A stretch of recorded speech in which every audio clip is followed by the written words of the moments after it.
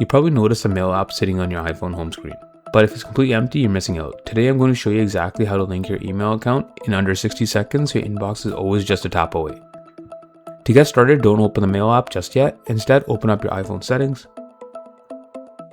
From here, scroll all the way down to apps. Tap on that and scroll down until you find the mail option. There it is. At the top, hit mail accounts. And now you'll see add account. Go ahead and click that.